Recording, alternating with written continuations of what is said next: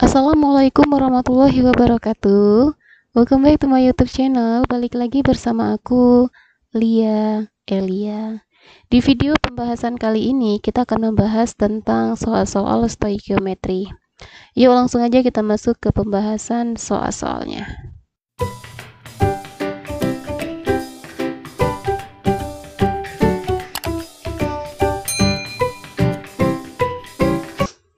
Oke, selanjutnya kita masuk ke stoikiometri part yang keempat, karena biasanya soal-soal stoikiometri itu yang paling dominan di dalam UTBK, ya. Oke, di part yang keempat berarti di sini kita masuk ke soal yang ke-15. Suatu cuplikan senyawa PbCO3 reaks PbOH 2 kali yang direaksikan dengan asam sulfat berlebih menghasilkan PbSO4, H2O, dan CO2. Jika gas CO2 yang dihasilkan 0,5 mol per mol PbSO4, maka nilai X-nya berapa? Oke, jadi artinya kalau diketahui 0,5 mol CO2 per mol PbSO4, artinya PbSO4 itu molnya 1. Oke, kalau kita mencari nilai X, artinya kita gunakan persamaan reaksi. Ya, dengan syarat reaksinya nanti harus kita setarakan dulu. Oke, kita buat dulu persamaan reaksinya. Oke, sekarang kita setarakan dulu persamaan reaksinya. Pb di sebelah kiri ada PB-nya ada 1 PB, kemudian E ditambah X dikali PB, PBX. Nah, jadi di sebelah kiri ini ada PB1 kemudian ditambah XPB. Nah, jadi di sebelah kanan akan kakak kalikan dengan X plus 1 di depan PbSO4-nya. Oke, ini kita gunakan warna merah aja biar kelihatan perbedaannya. X plus 1. Nah, ini kan jadi sama aja nanti. X dikali PB, PBX. 1 dikali PB, PB. Jadi sama ya. Untuk PB-nya di sebelah kiri sudah sama. Oke, selanjutnya kita setarakan atom yang lain. Oke, selanjutnya kita setarakan untuk SO4. SO4 di sebelah kiri ada 1 ya.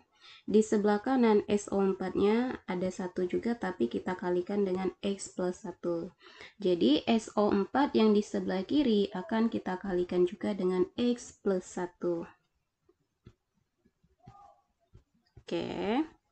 Selanjutnya setarakan lagi unsur yang lain. Sisanya berarti tinggal O dengan H ya. Oke, sekarang kita lihat H di sebelah kiri 2 dikali X, 2X ya kan. Kemudian 2 dikali X, 2X juga. 2 dikali 1, 2. Nah, jadi di sebelah kiri total hanya 4X ditambah dengan 2. Jadi di bagian H2O akan kita setarakan juga ya. Karena di sini sudah ada berapa O-nya, tinggal kita H-nya ya, H-nya juga kita hitung. H-nya tadi berapa? Katanya 4X plus 1. Nah, di sini kan yang ada H di sebelah kanan ada di bagian H2O. Jadi di bagian H2O akan saya kalikan dengan 2X plus 1. Ya, kita kali dengan 2X plus 1. Oke, sekarang coba kita kali. 2 dikali 2X, 4X kan? 2 dikali 1, 2. Oke, jadi reaksinya sudah setara. Nah, selanjutnya kalau reaksinya sudah setara, kita samakan jumlah mol yang ada diketahui di soal. Ada 0,5 mol untuk CO2 dan per mol PbSO4. Per mol PbSO4 artinya PbSO4 molnya 1. Ya, kita bandingkan. Oke, sekarang kita bandingkan mol PbSO4 berbanding mol CO2. Koefisien PbSO4 di depannya ini ada X plus 1. Jadi kita buat sama dengan X plus 1. X plus 1 per koefisien dari CO2 1. Ya. Jadi kita buat per 1. Oke, sekarang kita sudah dapat perbandingan molnya.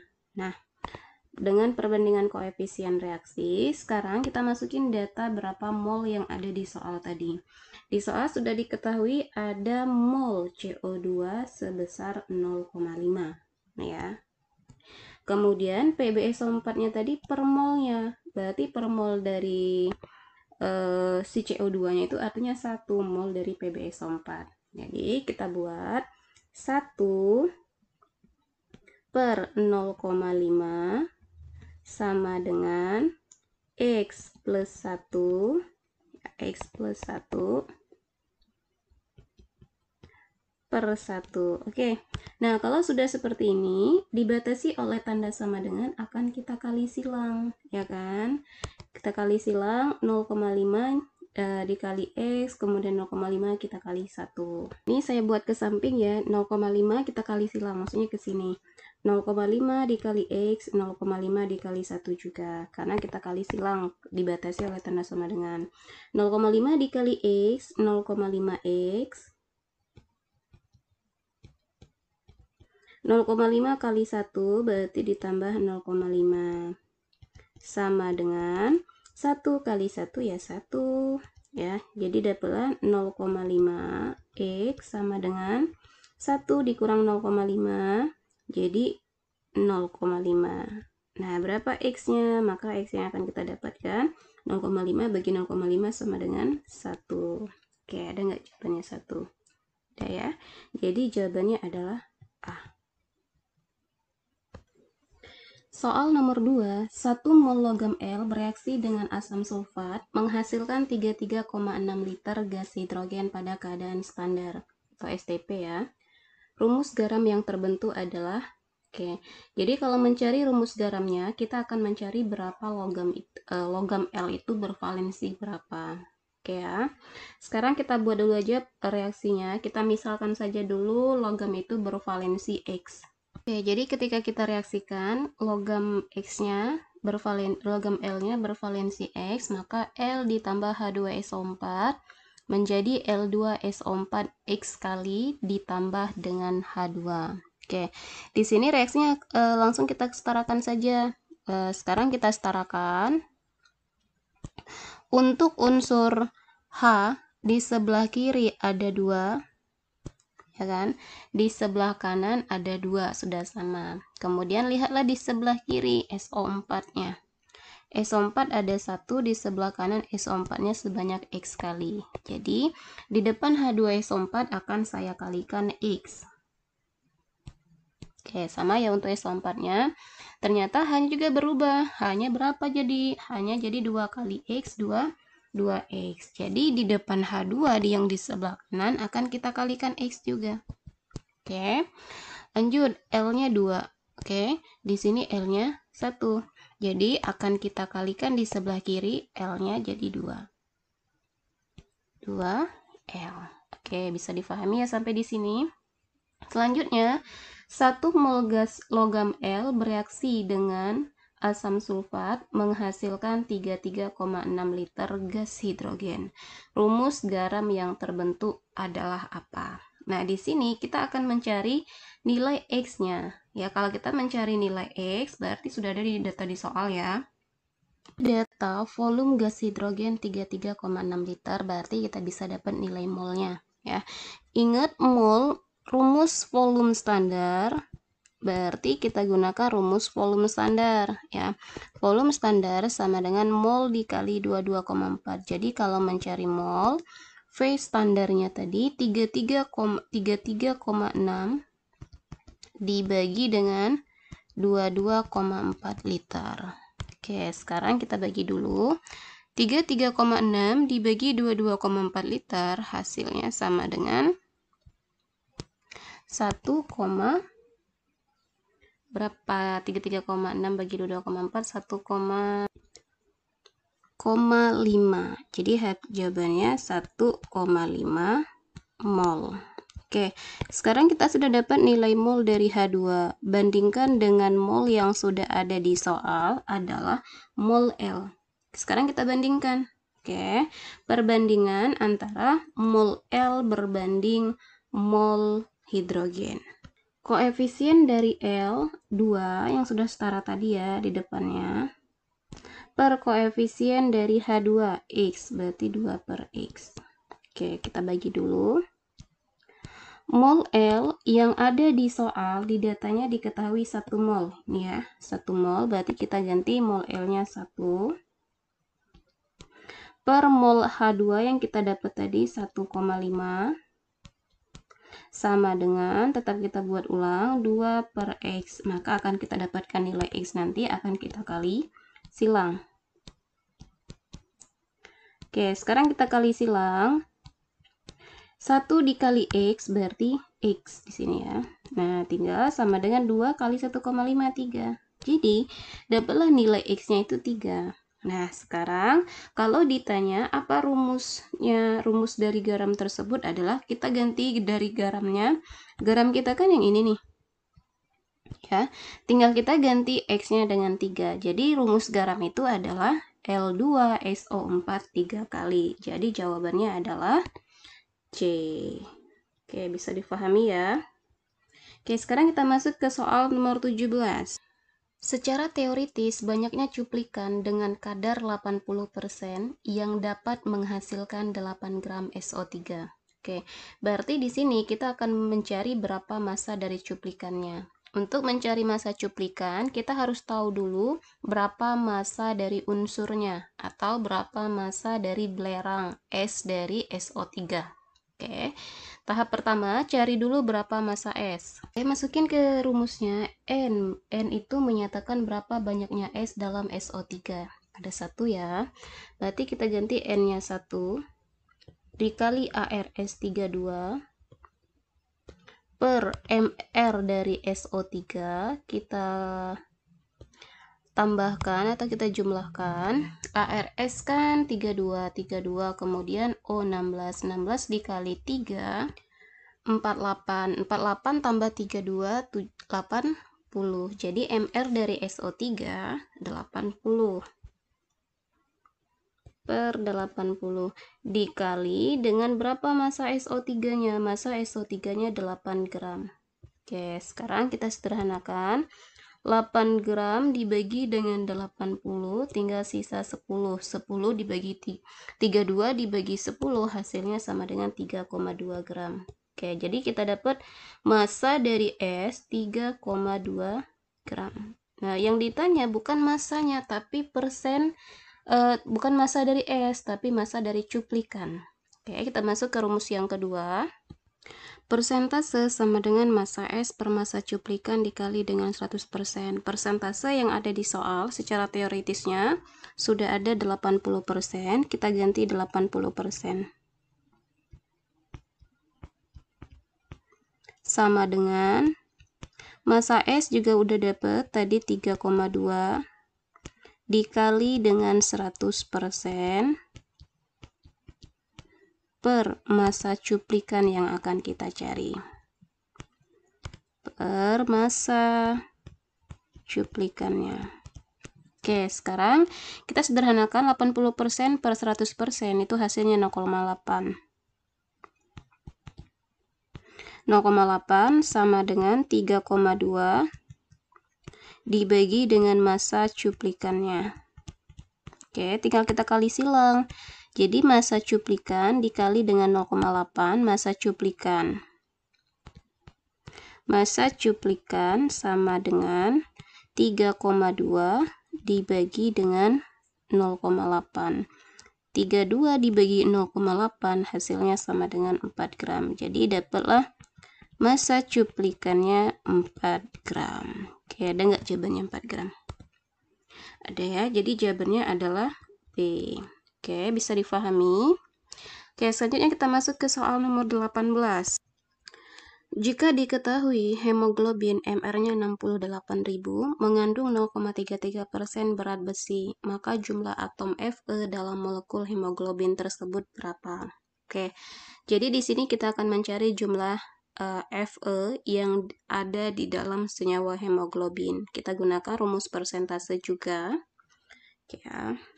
Persentase Fe sama dengan N dikali ARFE per MR dari hemoglobin dikali 100%.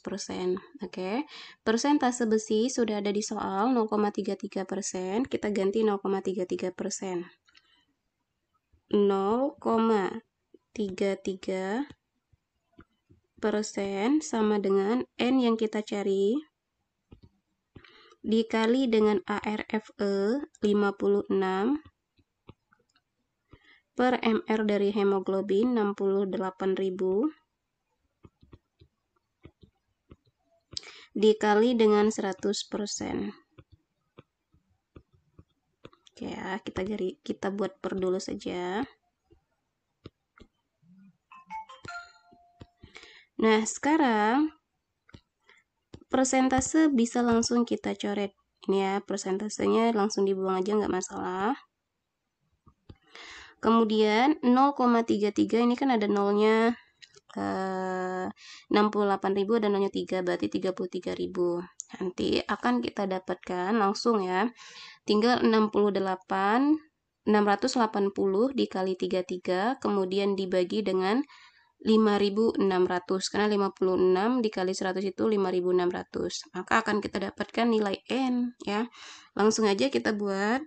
Jadi 68.000 dikali 0,33, jadi sisanya tinggal 680 dikali dengan 33.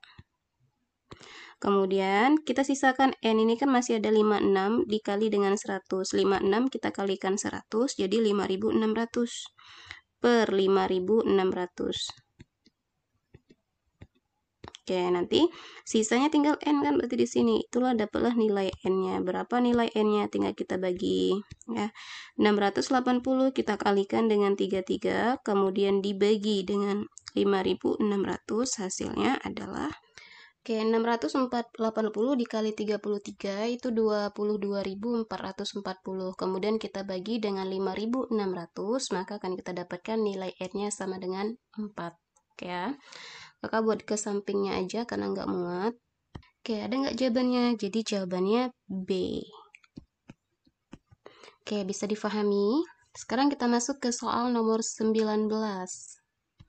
Jika 0,56 gram logam M bereaksi dengan larutan HCl membentuk 0,05 mol H2 dan larutan MCl2, maka massa atom relatif dari logam tersebut adalah berapa? Oke, nah di sini tetap kita gunakan selalu persamaan reaksi. Ya, kita tulis dulu persamaan reaksinya. M ditambah HCl menjadi MCl2 plus H2. Kita setarakan dulu, Cl di sebelah kiri ada 1, di sebelah kanan ada 2. Berarti kita kali 2 di sebelah kirinya.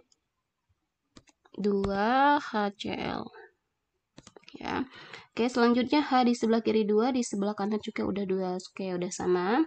Nah, di soal diketahui ada massa logam M bereaksi dengan larutan HCl membentuk 0,05 mol H2 dan larutan MCl2. 0,05 mol di situ kita ada mol MCl. Nah, di sini kita akan mencari AR dari logam M. Artinya, kita harus tahu dulu berapa mol dari M. Kita gunakan data dari mol MCl2. Oke, ini kakak tulis dulu. Mol dari MCl2 sudah ada di soal. Molnya sebesar 0,05 mol. 0,5. Oke. Kita sudah dapat mol dari MCl2. Selanjutnya, berapa mol dari logam M? Karena kita akan mencari AR dari M. Molnya berarti perbandingan koefisien. Ingat, perbandingan koefisien 1/1 dikali molnya. Karena koefisiennya sama, otomatis molnya juga sama, 0,005. Oke, dapat mol dari M. Yang ditanya bukan mol, tapi AR. Gunakan rumus mol. Mol sama dengan massa per AR atau per MR yang akan kita cari. Nah, molnya sudah ada 0,005 atau bisa kita buat 5 kali 10 pangkat min 3. Oke, kalau kita mencari AR, massa dibagi dengan molnya. Berapa massa dari logam M? Di soal sudah ada 0,56. 0,56 dibagi dengan 0,005. 0,56 dibagi 0,05 hasilnya sama dengan 112. Oke, ada ya jawabannya adalah E, 112. Soal nomor 20, pada suhu dan tekanan yang sama, 40 ml P2 tepat habis bereaksi dengan 100 ml O2. menghasilkan 40 ml PXOY. Yang ditanya berapa harga nilai X dan nilai Y-nya. Oke, ini kita buat dulu persamaan reaksinya. Oke, persamaan reaksinya P2 plus O2 menjadi PXOY. Masing-masing volumenya P2 40, kemudian O2-nya 100, PXOY-nya 40. Nah, masing-masing volume ini akan kita bagi dengan 20 menjadi bentuk yang lebih sederhana. Oke, untuk P2. P2 40 dibagi 20, 2. Oke ya, 2 ini akan menjadi koefisien dari P2. Kita buat di depan P2 ada 2. Oke. O2 100 dibagi 40, 5. Berarti koefisien O2 menjadi 5. Oke, bisa difahami ya. PXOY 40 bagi 20, 2. Berarti koefisien PXOY 2 juga. Nah, kita kan akan mencari nilai X dan nilai Y. Perhatikan di soal, di data, untuk X di sini kan di P. Ya enggak? 2 kali X, 2X. Berarti jumlah atom P. Berarti P-nya kita buat di sini langsung 2X.